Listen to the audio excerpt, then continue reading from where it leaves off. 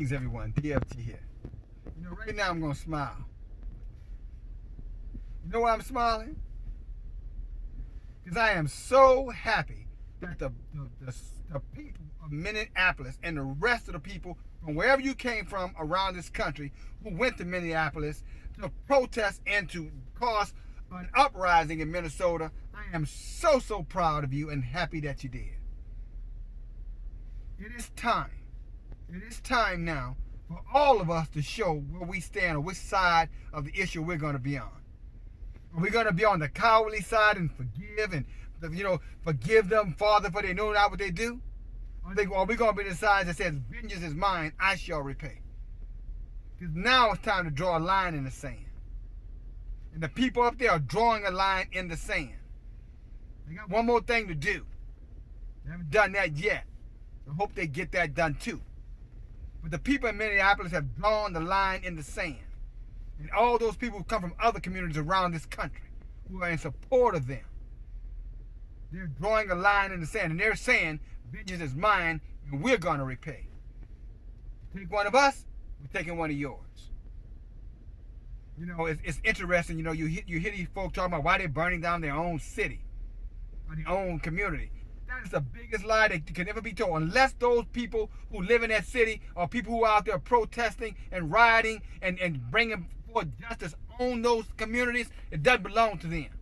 It's funny, when the gangsters are out there on their blocks and they want to kill and shoot and say, this is my block, you come out there quick. You don't own nothing. The white man own this stuff. They don't own nothing. And they attack the gang members for saying their blocks or their corners or their hood or whatever. But yet now, whenever we stand up and take action where we really should be taking action, now all of a sudden it's our community. Now it's our community. We're burning down our community. And that kind of wicked wizardry, witchcraft, that's not going to work anymore. It's not their community unless they own every single thing in that community. And since they don't own that community, and that community has let them down time and time again, they need to burn it down. Burn, baby, burn. Burn it down. And in the process, if they get a television or a pair of shoes or a shirt or whatever the hell extra, you know what? Good for you. Nothing wrong with a little loot when chaos is going on. Oh yeah, I know some of you don't like that. Oh, what does looting got to do with it? Well, let me tell you what it's got to do with it. All throughout the history of our people, whenever our people went to war with their enemies, and they conquered their enemies, guess what they did? They took their loot. They looted them. They took their women. They took their possessions. They took everything that they had. That's historical, baby. That's Bible. Go read it for yourself. Yah give us permission to take the loot of the enemies. That's right.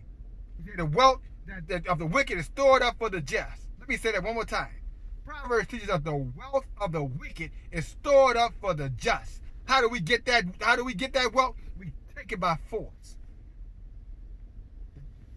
I can go on and on with scripture backing this up. We've been inspired and taught, and those of us who really are believers, those of us who study the word of Yah, in our book, in our history book, it's told us time and time how we declare war and what action looks like. We go before Yah, then we move. But we don't wait on Yah. We go before Yah, ask permission, and then we act. It's like in Zigzag, when David's family was kidnapped and taken by enemies. The scripture said David encouraged himself. He went before the Lord and asked the Lord for permission to go out and get his family and their possessions back. And the Lord, Elohim, said, you go get it, David. And when David went there, not only did he get his stuff back, he got all of those enemies, those wicked devils who had raided and ravaged their camps. He got their stuff too. Don't tell me nothing about not getting the loot. Yeah, you get the loot, guys. Get the loot, ladies. Get the loot. Hit them where it hurts. Hit them in their communities that you happen to live in. And paying outrageous rent and taxes without representation. Oh. That brings something to mind. Taxation without representation. Taxation without representation. Isn't that the so-called American Revolution? And why they rioted and they shot at the British and ultimately went to war with the British for taxation without representation? So either we're paying taxes throughout this country and all these so-called our communities that don't belong to us, and we're getting no representation by the so-called law enforcement people and the judicial system inside of those communities. Zero representation. All we get is transportation to the first prison house and penitentiary that they can find to re-enslave our men and women. You know, if you didn't want this for, you wouldn't have stumped and crushed the neck of our brother George Floyd. You murdered him, you dirty, rotten, filthy pigs. You know, and I heard, I'm not even going to give this idiot, I'm going to leave it right there. We're going to say something about one of my commentators who had the audacity to talk about something on my vehicle. He's a coward. That's the best he could do. He couldn't address the real issues. He had to say something that's on my vehicle. You know what I'm saying? That's all I'm going to say about that, because I can say much more. But sometimes when you have an issue with another man, you need to come and find that man and confront that man face to face and then speak like a man, not like a coward, you know, behind the internet, behind social media. You get me, my man? I'm in New Orleans. Ain't hard to find, promise you. You can find me. Just check some of my videos. You can find me exactly. And then we can discuss what I have on my vehicle and how you going to take it off. If that's what you think should happen. That being said, you know, burn, baby, burn. It's about time. People in Minneapolis, those who are out there and getting it done, putting in the work, I'm proud of you. You got one more thing, though, you got to do. You got to get that done. Remember, it's got to be a life for a life. Eye for an eye and a tooth for a tooth. All right? Forget all that BS about forgiving and mercy. We're not forgiving anybody for anything. We're Hebrew Israelites. Forgiving is not in our nature. Compassion is. But we're not taught to forgive. We taught as our master has said to us, our father has said to us, Yah has said to us, take vengeance. As he said, so, and you so-called Christian, you're Christ-like, huh? You like the Lord, right? He said, vengeance is mine, I shall repay. That's not what he says? How about you getting some vengeance? So you can get, you know, some repay for the wickedness that you've been accepting and getting beat down with for decades now, damn near millenniums.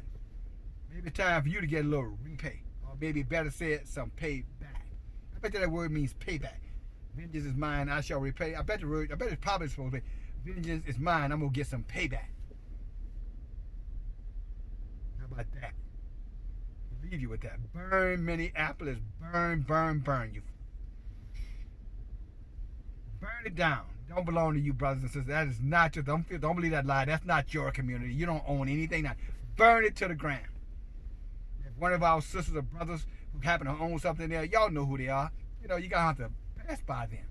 You know, like our ancestors did when Moses told us, or Moshe told us to put the blood of the lamb over the doorpost so that the death angel could pass over that house. Well, you know, we got to pass over their houses. But that next house, that next business don't belong to us. Burn it down. Burn it down. I can say a lot more. We'll be right there. That I'll keep it short. But you know what, guys? This is the beginning. And these wicked demons, you know, don't want to see, you know, a true revolution happen from the people of Yah. Then they better put their damn swords down. The Amos said, you better take them damn swords and make them pruning hooks. Otherwise, we're going to take them same swords and we're going to start swinging back with the force of a Hebrew Israelite, with the power of Yah behind it.